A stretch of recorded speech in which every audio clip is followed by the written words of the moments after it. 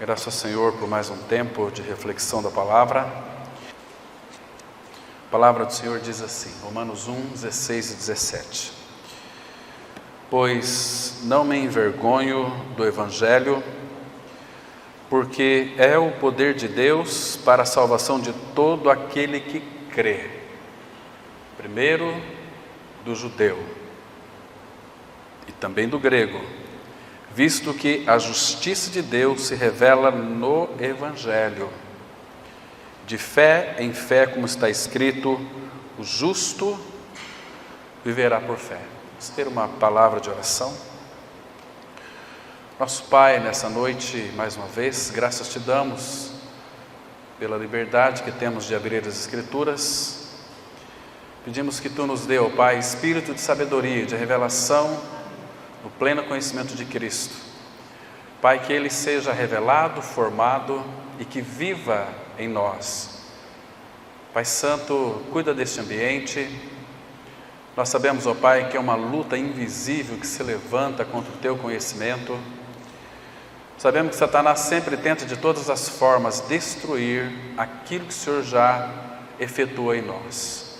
Nos distrair com muitas coisas, com preocupações. Pai, mas agora, Teu Espírito, Pai, quem irá trabalhar nos nossos corações, nas nossas mentes, abra os nossos ouvidos, fala conosco, Pai, queremos ouvir a Tua voz. Essa é a nossa grande expectativa, é que Tu fales com cada um de nós. Em nome de Cristo nós oramos. Amém. Queridos irmãos, hoje pela manhã nós começamos a analisar um tema muito interessante sobre o tabernáculo. Nós fizemos uma breve introdução para que no próximo domingo nós vamos então dar continuidade. E se o Pai permitir também, hoje vamos mencionar dentro desse estudo algumas coisas relacionadas também à casa de Deus, mas hoje quero focar um pouquinho no Evangelho. A palavra, ela é muito clara aqui. O apóstolo Paulo, quando escreveu aos Filipenses 3, verso 1, ele diz que ele não se cansa de escrever as mesmas coisas, porque essas mesmas coisas é segurança para nós.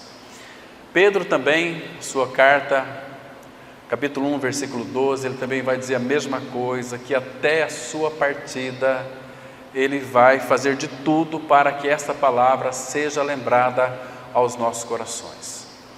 Irmãos, segundo o apóstolo Paulo, escrevendo aos Romanos, claro que é para todos nós aqui também, Paulo, pelo Espírito, claro que aqui é o Espírito, ele já sabia que nesses últimos dias, muitos iriam se envergonhar do Evangelho. Porque o Evangelho, meus irmãos, tanto na proclamação, como na experiência com o Evangelho, vai diminuir muito o ser humano. Vai deixar o ser humano bem minúsculo, para que então Cristo possa ser visto nele. Nossa vida com o Senhor, nossa caminhada com o Senhor, claro que Ele vai cada dia mais fazendo com que o nosso ego caia por terra, mas ainda que o nosso ego caia por terra, mas sempre vai ter o orgulho, o vai ficar de pé. Então, o Evangelho, meus irmãos, ele nos assegura muitas coisas para nós. O primeiro aspecto do Evangelho é que ele trará uma salvação plena. E nós vamos hoje analisar, com a ajuda do Senhor, essa palavra Evangelho. Lembrando que o apóstolo Paulo, naquela época, ele já dizia: não me envergonho do Evangelho. Naquela época existia algumas pessoas, mesmo conhecendo o Evangelho, tinham uma certa vergonha deste Evangelho. Timóteo era um deles, quando Paulo então, escrevendo para ele, dizendo o seguinte: olha, não te envergonhes do Evangelho, nem do testemunho do seu encarcerado que sou eu. Há uma tendência muito grande, irmãos, de nós termos vergonha do Evangelho. Vergonha do Evangelho significa o quê? Que tipo de vergonha que é essa? Irmão,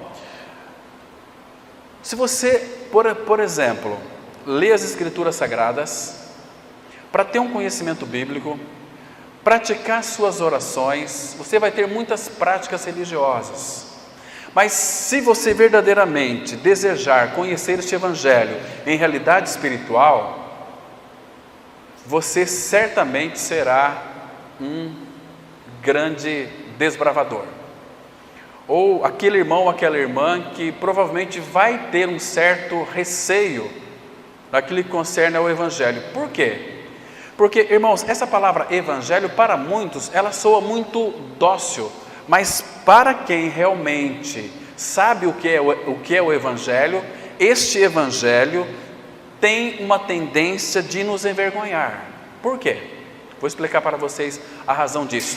Porque o Evangelho, ele tira aquilo que é melhor em nós. Aliás, o que nós temos de bom para oferecer ao Senhor? São os nossos pecados. Você acha que você tem algo de especial para oferecer ao Senhor, a não ser os seus próprios pecados? Então, o Evangelho, ele fala de uma atuação operante da cruz em nossas vidas, removendo, em primeiro lugar, a nossa iniquidade. Ou você pode chamar também de transgressão. Se você não gostar de iniquidade nem de transgressão, você pode chamar de pecado, que é a mesma coisa. Iniquidade, transgressão, pecado. O pecador produz pecados, o transgressor só irá transgredir, e o iníquo só irá produzir iniquidades. Agora, o Evangelho, ele vem cortar pela raiz a transgressão, o pecado e também a iniquidade. Isaías, capítulo 22, 14, lá está escrito assim: mas o Senhor dos Exércitos se declara aos meus ouvidos, dizendo: certamente esta maldade não será perdoada, algumas versões está extirpada, até que morrais.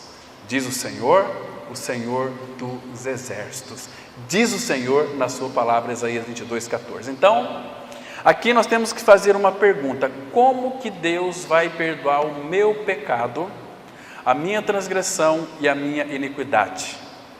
Aí eu pedindo perdão para Ele? Não é dessa forma. A palavra fala, em João 1, versículo 9, se confessarmos os nossos pecados, Ele é fiel e justo para nos perdoar os pecados e nos purificar de toda injustiça. Presta atenção que ali não fala de pecado, fala de pecados. Muito bem, agora aqui um detalhe que é fundamental, que nós temos que aprender nas Escrituras Sagradas. A palavra confessar não significa você pedir perdão para Deus. A palavra confessar no original significa você concordar com Deus. A Bíblia diz, em Salmo 51, 5, eu nasci na iniquidade, e em pecado concebeu minha mãe. Ele está dizendo o seguinte: você foi concebido em pecado, gerado em pecado e nasceu um pecador. O que é um pecador? Irmãos, tem muitas pessoas que confundem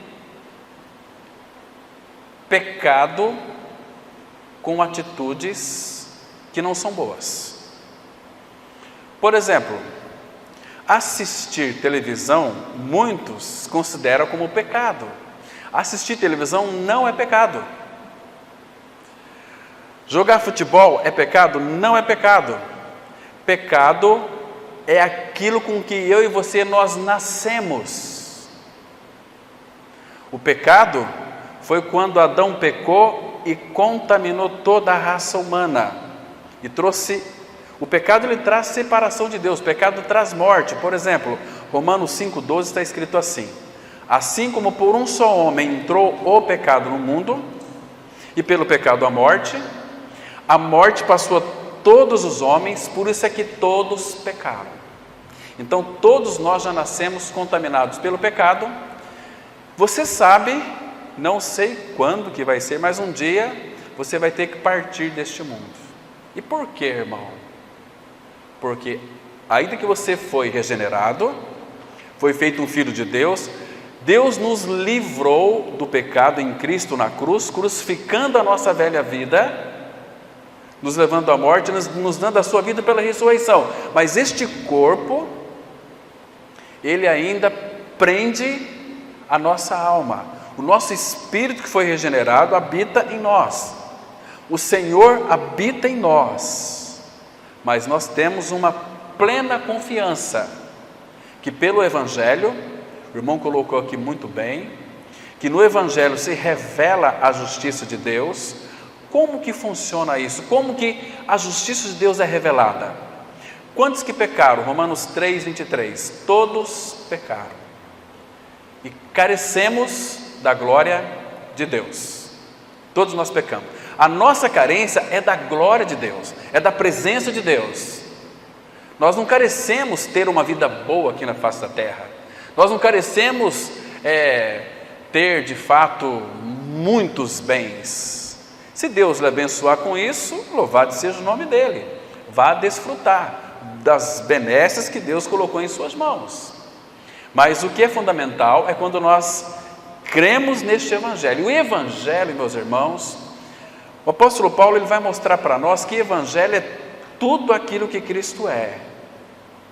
Ele é o Deus que se fez carne, Ele é o Deus que veio ao nosso encontro. Jesus disse assim, que Ele foi enviado às ovelhas perdidas da casa de meu Pai.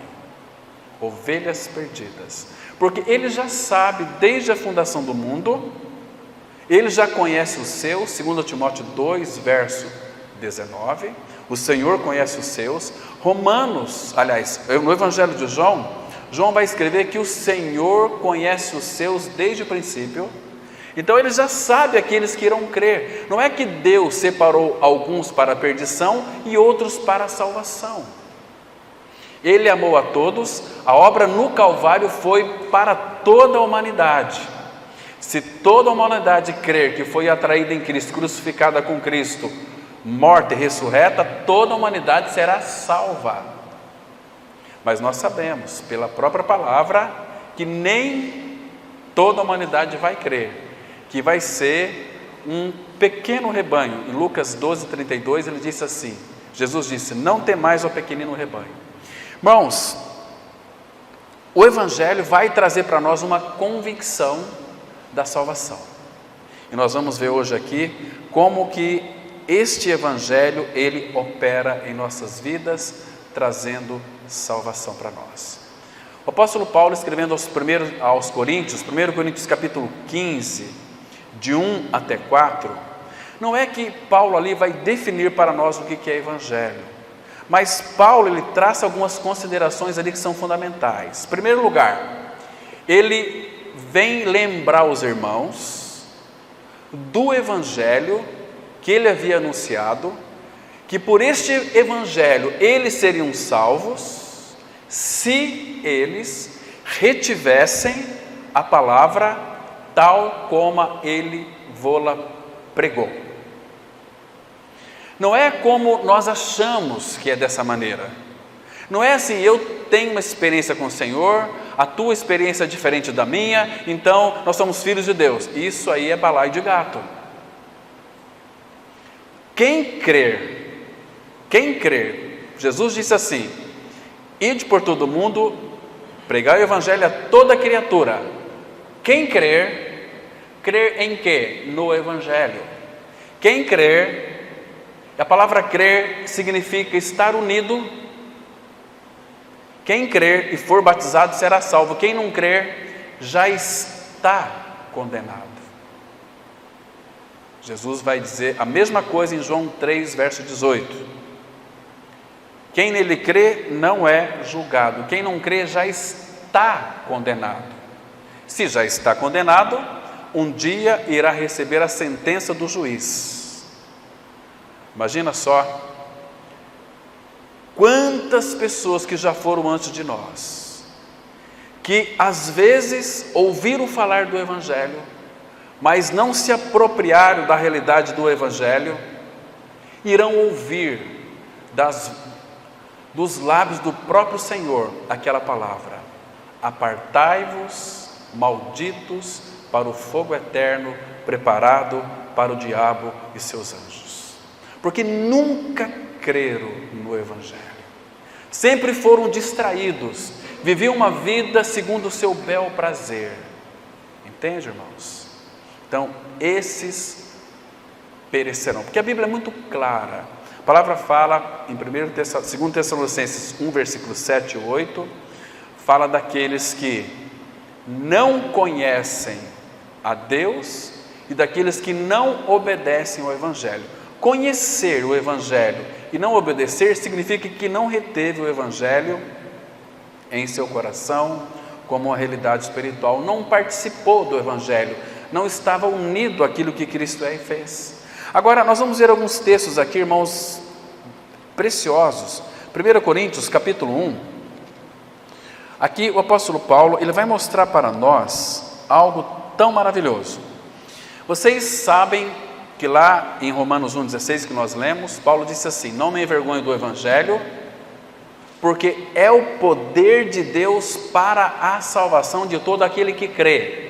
Crê em quê? Crê no Evangelho. O que é Evangelho? Que Cristo morreu e ressuscitou e nos fez participantes da sua morte e da sua ressurreição. Então, quando eu creio que eu morri e ressuscitei com Cristo, então eu sou participante deste Evangelho. E aqui nós vamos observar que o Evangelho está centralizado em uma mensagem única.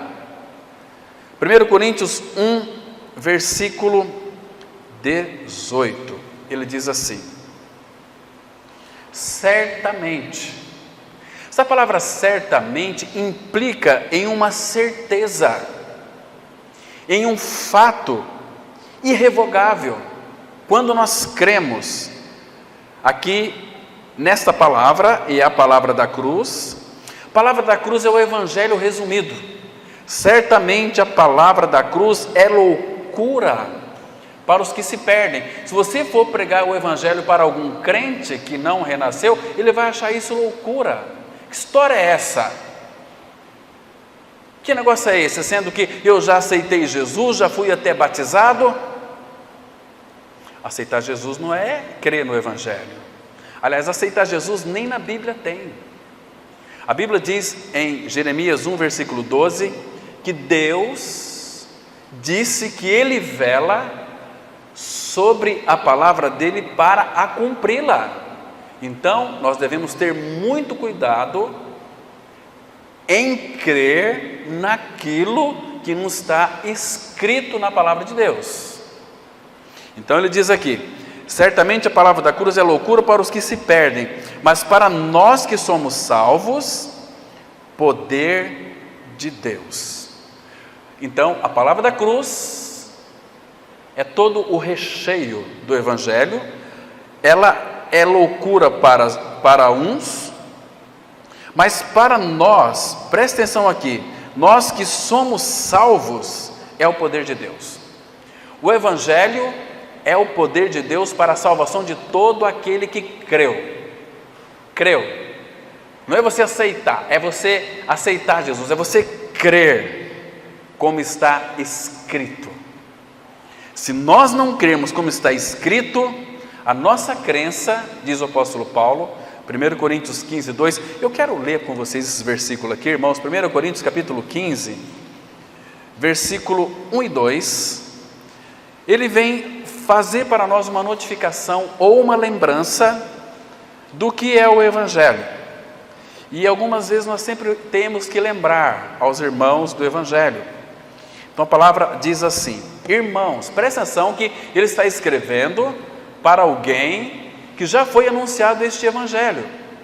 Irmãos, venho lembrar-vos o Evangelho que vos anunciei, o qual recebestes e no qual ainda perseverais. O que significa perseverar no Evangelho?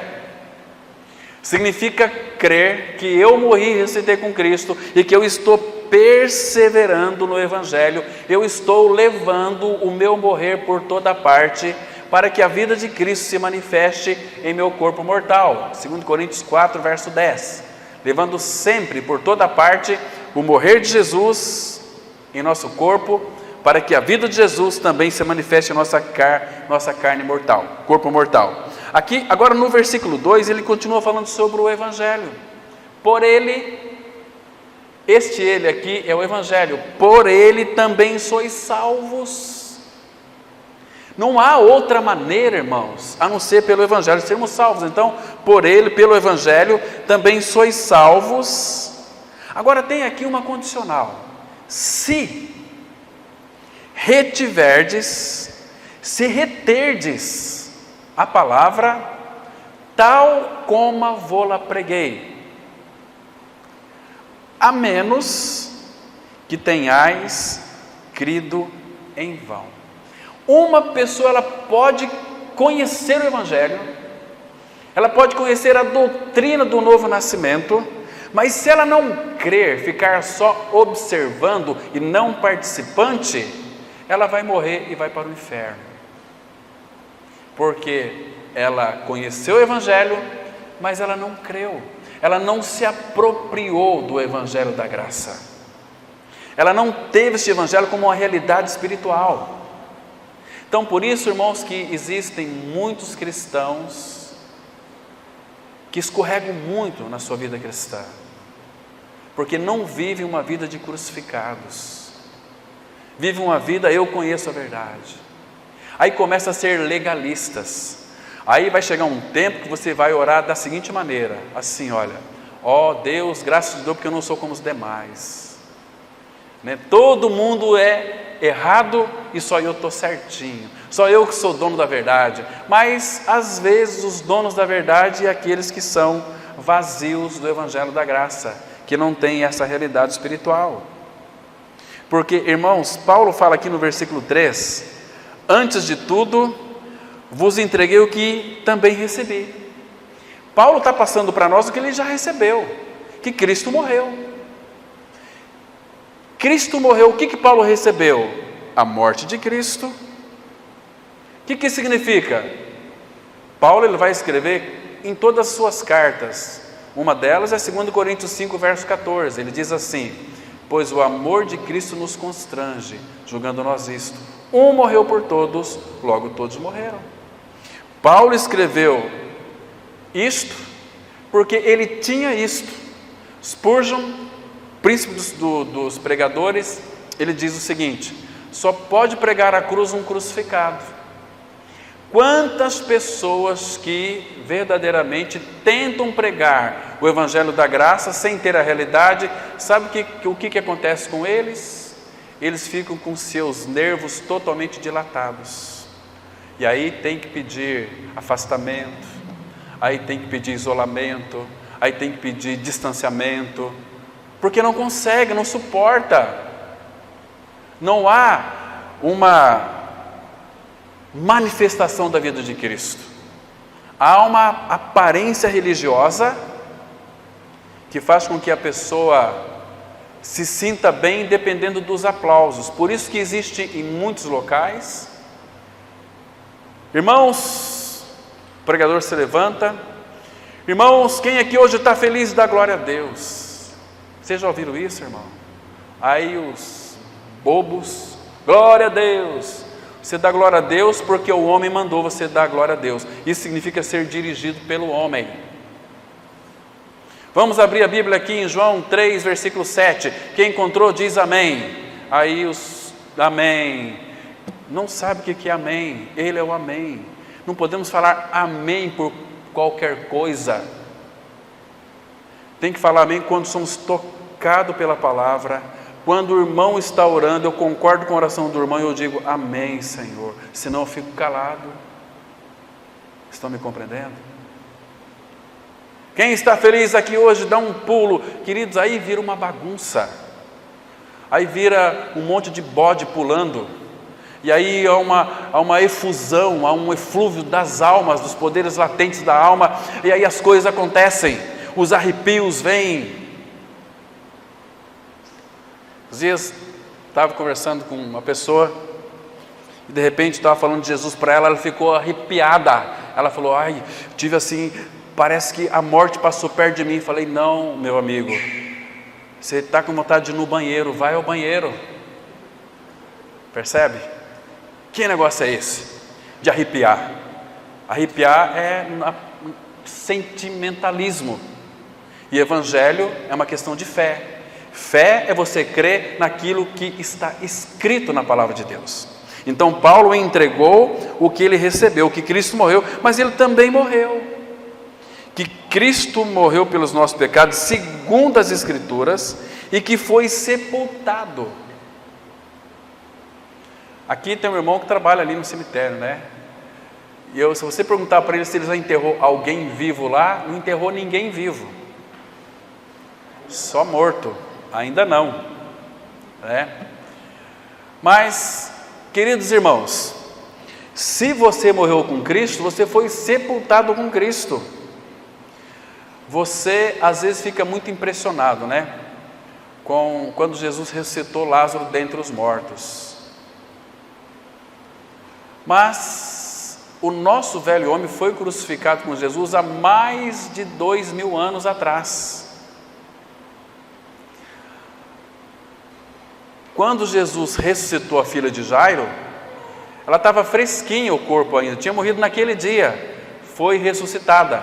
E Lázaro, que morreu depois de 4 dias, estava bem morto, estava fedendo, podre, e Jesus o ressuscitou dentre os mortos. E o nosso velho homem foi crucificado mais de 2000 anos atrás, foi sepultado.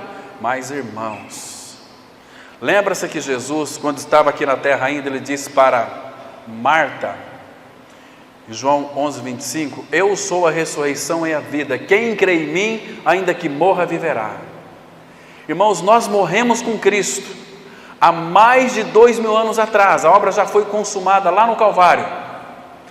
Irmãos, houve um dia que o Senhor Jesus Cristo abriu os nossos olhos para vermos estas verdades maravilhosas do Evangelho. Que quando Cristo morreu, nós morremos com Cristo e fomos sepultados junto com Cristo. Mas ao terceiro dia, naquele domingo, naquela manhã da ressurreição, quando Deus, pelo seu poder, sobre o teu sobre-excelente poder, trouxe Jesus dentre os mortos, a palavra fala que juntamente com Ele nos ressuscitou e nos fez assentar nos lugares celestiais em Cristo Jesus. Morremos com Cristo, ressuscitamos com Cristo. Cristo é nossa vida. Este é o Evangelho genuíno que temos que anunciar para o povo. Primeiro tem uma experiência com Ele, depois anuncia este Evangelho. Os discípulos, eles criam nos milagres que Jesus fazia. Vocês se recordam? Vocês se lembram? Quando Jesus operava um milagre, quando Jesus deu vista aos cegos, os discípulos acreditavam. Quando Jesus ressuscitou alguns dos mortos, os discípulos acreditavam. Quando Jesus transformou água em vinho, os discípulos acreditavam. Houve ali um grande milagre. Se Jesus viesse a este mundo só para fazer milagres e voltasse para a glória, todos nós iríamos para o inferno bem confortado e crendo em milagres. Mas não parou por aí, irmãos. Ele foi para a cruz realizar uma obra. Mas quando Jesus disse da sua obra no Calvário, essa palavra morte e ressurreição para os discípulos era uma palavra oculta para eles, era uma palavra encoberta para eles. Abra comigo, por favor, no Evangelho de Lucas, capítulo 18. Aqui nós vamos ler alguns versículos, a partir do versículo 31. Olha que interessante aqui, irmãos. Muito bem, Jesus aqui ele está fazendo uma reiteração do Evangelho. Evangelho significa aquilo que Cristo é e fez, morte e ressurreição. E aqui no versículo 31 até o 34 está escrito o seguinte: tomando consigo os 12, disse-lhe Jesus: Agora presta atenção, veja o que Jesus vai dizer para esses discípulos aqui, irmãos. Eis que subimos para Jerusalém, e vai cumprir-se ali tudo quanto está escrito por intermédio dos profetas, no tocante ao Filho do Homem. Agora, Jesus vai pregar para os discípulos o Evangelho. Ele vai dizer o seguinte: pois será ele entregue aos gentios, escarnecido, ultrajado e cuspido. Depois de o açoitarem, tirar-lhe-ão a vida, mas ao terceiro dia ressuscitará. Jesus falou da sua morte, da sua ressurreição. Agora veja a reação dos discípulos. Será que eles compreenderam estas palavras? Olha o versículo 34 aí, irmão. Eles, porém, nada compreenderam acerca destas coisas. Por que eles não compreenderam nada da morte e da ressurreição de Cristo? Porque isso, se não for revelado no coração da pessoa, ela pode frequentar uma igreja 80 anos, morrer e ir para o inferno. Ela pode até ser batizada, ela pode até ser uma pessoa atuante na vida da igreja, pode até cantar no louvor, pode até ser diácono, ser presbítero, pode ser pastor, mas se não tiver essa palavra revelada, de que aquela morte de Cristo, nós participamos dela, para muitos irmãos, infelizmente, essa verdade ainda está encoberta. Olha só, eles porém nada compreenderam acerca dessas coisas, e o sentido destas palavras era-lhes encoberto, de sorte que não percebiam o que ele dizia. Jesus disse que iria morrer e ressuscitar, e eles nada compreenderam. Irmãos, nós estamos diante de uma situação muito grave.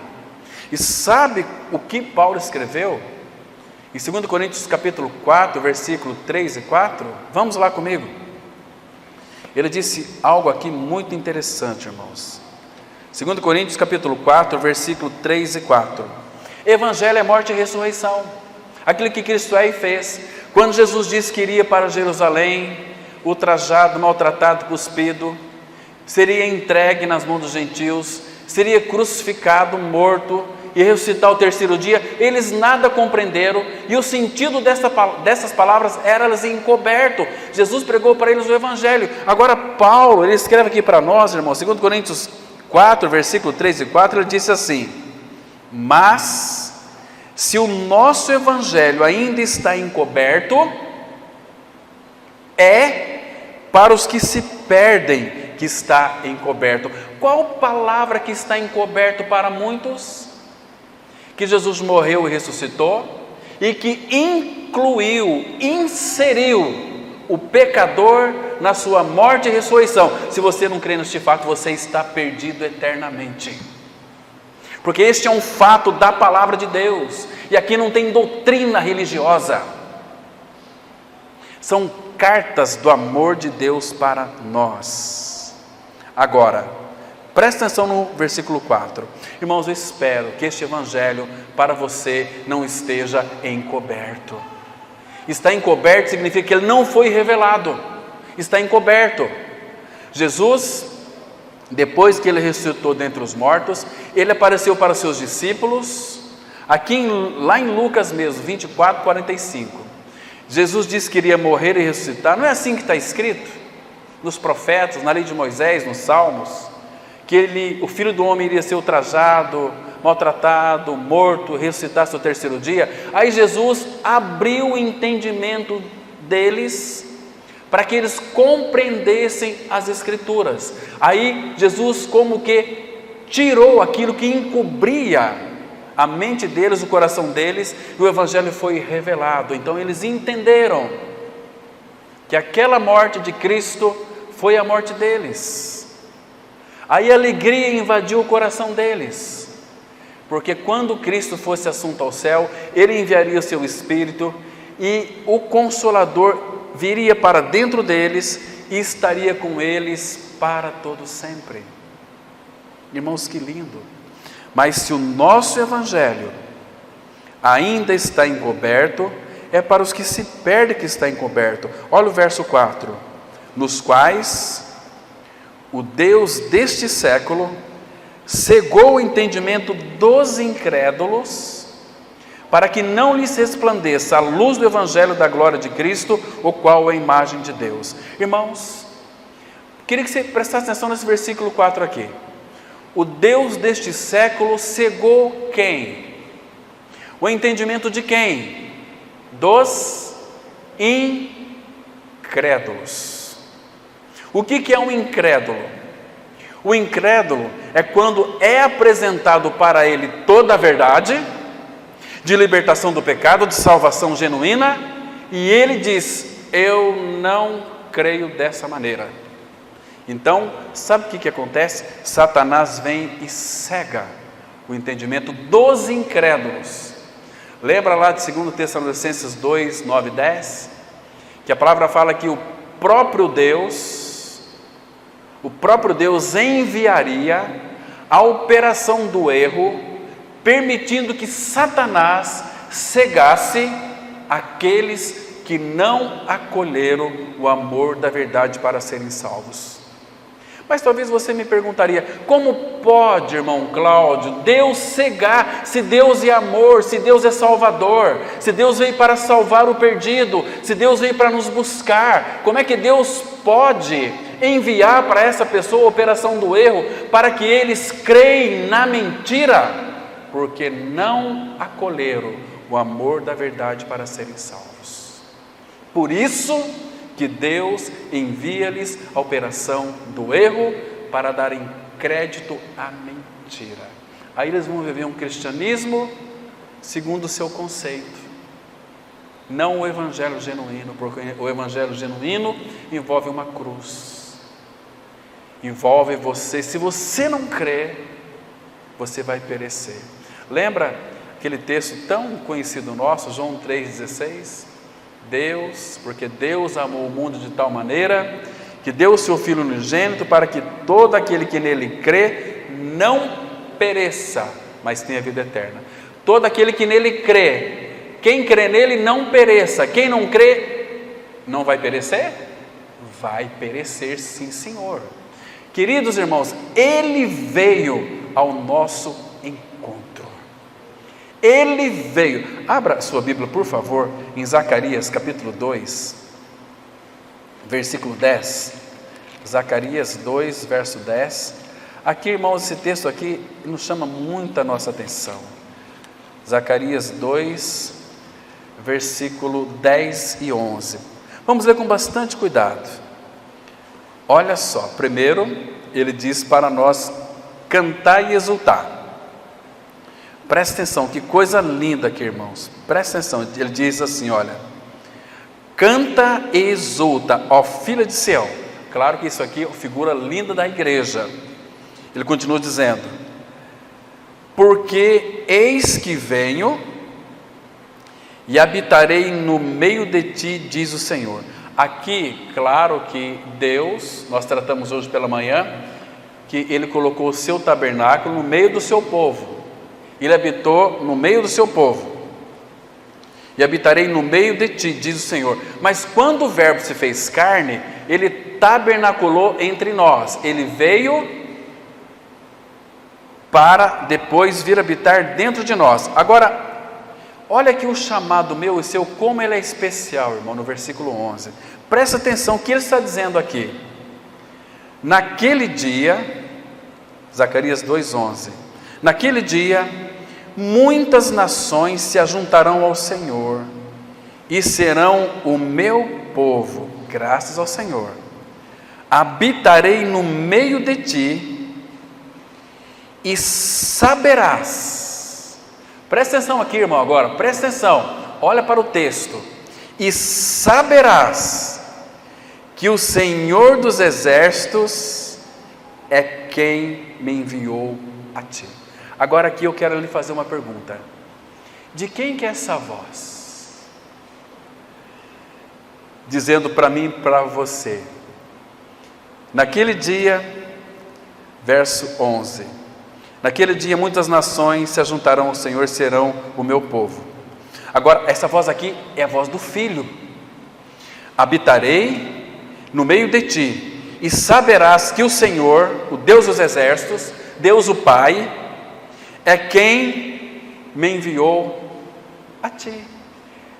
Deus o Pai enviou o Filho especialmente para ti, para você. Por isso que a salvação ela é individual, ela é especial, porque Ele foi enviado para você. Um dia, o Pai fez com que você percebesse que o Filho que Ele enviou a este mundo foi para você. Entende, irmão? Que maravilha!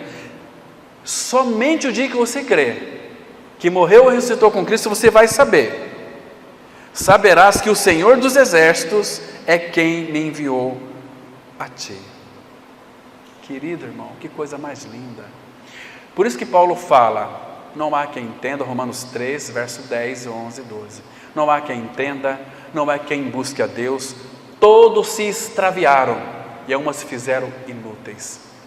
Percebe, irmão? Nós não buscamos a Deus, foi Ele quem veio ao nosso encontro. Então, quando você crê no Senhor Jesus Cristo, você creu uma salvação, uma experiência pessoal com Ele, você foi salvo. Então você pode confessar agora a sua morte e ressurreição com Cristo. Eu creio que eu morri e eu ressuscitei junto com Cristo. Cristo é a minha vida. Sabe o que o Espírito Santo faz com você agora? Primeiro, que você vai testemunhar publicamente que você creu no Senhor, então você vai ser batizado nas águas. Primeiro, você foi salvo. O batismo nas águas significa um testemunho daquilo que já aconteceu na sua vida, que você morreu e ressuscitou. Então, se eu morrer com Cristo, agora eu quero ser sepultado.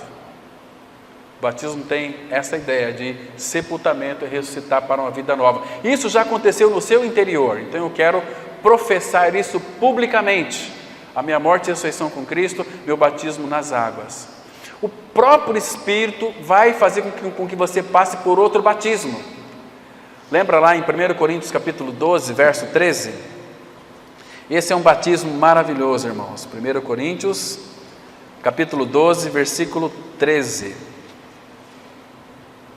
Que coisa mais linda, irmãos. Olha que preciosidade. Diz assim a palavra do Senhor. 1 Coríntios capítulo 12, versículo 13. Veja a beleza disso. Pois em um só Espírito, todos nós, esse todos nós, não é todos, é todos os que creram, todos nós fomos batizados em um corpo. Que corpo que é este, irmão? A igreja, corpo de Cristo e a vida da igreja. Em um corpo, quer judeus, quer gregos, quer escravos, quer livres, e a todos nós foi dado beber de um só Espírito. Irmãos, nós somos batizados para dentro de um corpo, a vida da igreja. Nós somos o corpo de Cristo.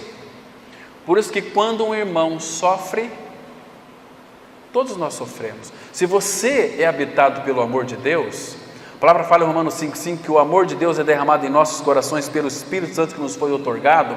Você tem o amor de Deus. O amor de Deus, ele sofre pelos irmãos. Se o irmão fica doente, você vai sofrer por aquele irmão. Você vai interceder ao Pai pela cura daquele irmão. Você vai sofrer igual se você está aí, de repente, cortando ali um tomate na sua casa, você corta o teu dedinho, o teu corpo inteiro sofre. Não é assim? Porque os dedos estão ligados ao corpo. Cristo é o cabeça, nós somos o corpo de Cristo. Estão me compreendendo? Observa aqui o versículo 26 desse mesmo capítulo. Olha só que interessante. De maneira que, se um membro sofre, todos sofrem com ele. E se um deles é honrado, com ele todos se regozijam. Mas quando você não tem uma mente renovada, quando o irmão começa a ser próspero, Deus começa a abençoar aquele irmão lá, né? A gente tem que se regozijar com aquele irmão, ou com aquela irmã. Mas sabe o que a gente faz? Puxa vida, aquele irmão está crescendo, né? O que ele está fazendo, será, hein? Será que ele está fazendo falcatrua? Será que ele está mexendo com um pozinho branco? Vendendo farinha, vendendo açúcar, essas coisas, sal, né? Não é assim? Mas quando o irmão está na desgraça, a gente vai lá e fala: ô meu irmão, eu vim aqui orar por você, né? Aquela arrogância toda, misericórdia. Os irmãos que são irmãos, quando outro irmão sofre, ele também sofre, porque está tão claro na palavra de Deus aqui, de maneira que se um membro sofre, todos sofrem com ele, e se um deles é honrado, com eles todos se regozijam. Olha o versículo 27. Ora, vós sois corpo de Cristo. O que é corpo de Cristo? A vida da igreja, e individualmente membros desse corpo. Irmãos, sabe o que ele está dizendo aqui? Que uma vez que cremos no Senhor, Cristo é a nossa vida, nós fazemos parte da família bendita do Senhor. Família bendita por quê? Porque Deus não faz outra coisa a não ser nos abençoar. Ele sempre tem algo para nos acrescentar. Agora, Ele não vai acrescentar algo para alguém que não é filho. Ele não vai corrigir alguém que não seja filho. Ele vai corrigir os seus filhos amados. Às vezes com chicote. Às vezes, irmãos, quantas experiências amargas muitos filhos de Deus têm passado e sofrido porque não obedecem à palavra, porque viram as costas da palavra e faz aquilo que acha melhor. Aí o chicote vem, né? Aí é uma vergonha. Paulo disse assim: não me envergonho do evangelho, porque é o poder de Deus para a salvação de todo aquele que crê, primeiro do judeu e também do grego, porque nele, no evangelho, se revela a justiça de Deus, de fé em fé. Então, a justiça de Deus se revela no evangelho, de fé em fé. Então, Deus, Ele é justo, Ele não pode salvar o pecador se a justiça de Deus não for cumprida nele. Mas, irmãos, nós temos justiça. A nossa justiça própria, a palavra fala em Isaías 64, versículo 6, as nossas justiças é como o trapo da imundícia. Então o que Deus fez? Enviou o justo. Jesus Cristo, Ele é o justo. 2 Pedro, abra comigo, por favor. Estamos já encerrando. 2 Pedro, capítulo 3, 1 Pedro, capítulo 3, aliás, versículo 18. Irmãos, olha que versículo. Então, para que a justiça de Deus fosse cumprida em nós, veja o que Cristo fez. 1 Pedro 3, verso 18. Pois também Cristo morreu uma única vez pelos pecados, o justo pelos injustos, para conduzir-vos a Deus, morto sim na carne, mas vivificado no Espírito. Irmãos, olha que lindo. O justo morreu pelos injustos. Quem são os injustos? Nós. Porque, irmãos, sem a vida de Cristo, nós somos vida torta, tranqueira, mentirosos, arrogantes. Ixi, a lista aqui é muito grande. Mas o justo morreu pelos injustos. O justo morreu por aqueles que mereciam o inferno. Mas a graça nos alcançou, nos fez novas criaturas em Cristo Jesus. O Filho de Deus habita em nós agora. Agora parece meio estranho, por isso que muitos irmãos não querem este evangelho, porque uma pessoa vem morar dentro de nós, e essa pessoa que mora dentro de nós quer dirigir a nossa vida. Você é dirigido pelo Senhor? Você é guiado pelo Espírito do Senhor? E a palavra fala assim: todos os que são guiados pelo Espírito de Deus são filhos de Deus. Se nós não formos guiados pelo Espírito de Deus, nós não somos filhos de Deus. Eu acho que assim eu vou fazer assim, irmãos. Você não se pertence mais a si, você pertence ao Senhor. E Ele morreu por todos para que os que vivem não vivam mais para si. Lembra de Gálatas 2:20? Já estou crucificado com Cristo e vivo não mais eu. Se a Bíblia diz que eu vivo não mais eu, cadê você? Mas Cristo vive em mim, mas Cristo vive em mim. Se Cristo vive em mim, quem dirige a minha vida? É eu ou é Cristo? Irmãos, se nós deixarmos o Espírito Santo permitir que Cristo dirija a nossa vida pelo seu Espírito, você será livre de muitos problemas. Você vai ter uma vida espiritualmente próspera, você vai ter uma vida materialmente também próspera, porque não é mais você, é Cristo em você. Este é o Evangelho. O que é Evangelho? É não mais eu, mas Cristo vive em mim. Amém? Vamos ter uma palavra de oração. Pai justo, graças te damos pela revelação deste Evangelho tão maravilhoso em nossas vidas. Tira dos nossos olhos as vendas, revela e forma o teu Filho em nós, Pai. Tem misericórdia de nós. Nos dê uma semana guardado em teu nome. Que bom saber, Pai, porque o Senhor é quem nos guarda. O Senhor nos guardará de todo o mal, guardará a nossa entrada e a nossa saída. Muito obrigado, Pai. Vai adiante de nós, seja também a nossa retaguarda. Em Cristo nós oramos. Amém.